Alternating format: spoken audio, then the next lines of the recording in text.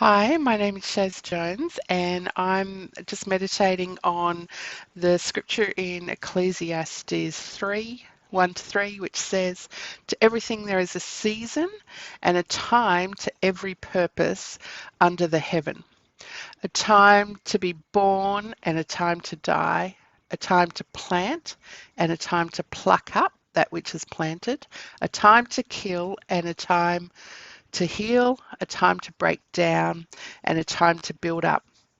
And I feel like normally in the natural logical realm, we would think that those seasons are separate, that you don't pluck up at the same time as you plant. That would be useless, futile, ridiculous. But I feel like we're coming into that kind of season. So maybe what I'm saying is useless, futile, and ridiculous. And I think in the natural it is, but I feel like supernaturally it's not. This is for a time and a purpose for things under heaven. I believe that in heaven, and we're bringing heaven down to earth or into the earth, manifesting kingdom of heaven that is here, that is at hand, um, that we're going to see both, that we're coming into a time of rapid change. And if you've been through COVID, you know that we're already in that. But spiritually, that things are going to be coexistent that have never been coexistent before, and that requires new skills, particularly for leaders. So here's what I'm thinking. When God creates, very often, the first thing he does after he creates is separation. And if you've heard me speak before, you've probably heard me talk about this in some context. So, separation of light. When he created light, the first thing he did was separate the light from the darkness. And the reason he did that is because if you leave them together, then they are both dysfunctional. They are both ineffective. But if you separate them, they both become more functional and effective and beneficial. They can serve.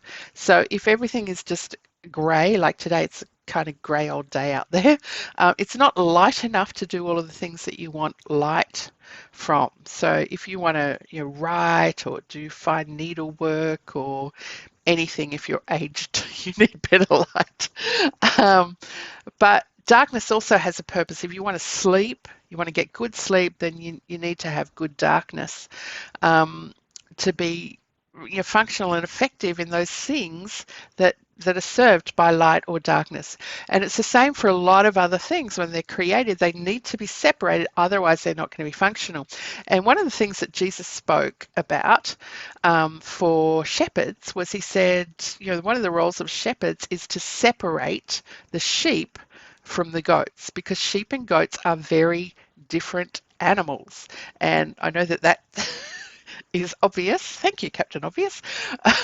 But often they're not separated. Leaders don't like to separate them. Oh, let all of the goats come. We're here for sheep and goats, and that's very loving and it sounds great. But what it actually is going to do if you keep that track in this new season is limit the effectiveness and the functionality of both. So I believe that there's coming a discernment to leaders that hasn't been there before, and that there's a skill of separation that needs to be developed, it needs to be honed, it needs to be practiced, it needs to be thought about more deeply than it has been before. So with goats, they respond very differently to sheep. You cannot treat them the same.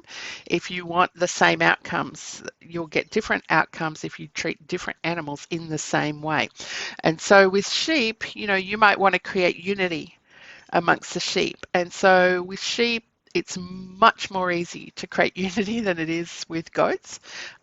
Goats will kind of kick you in the head if you try and I used to have to milk a goat when I was younger because I was allergic to cow's milk, and goats will, not like being milked sometimes, and they will kick you, or they will headbutt you.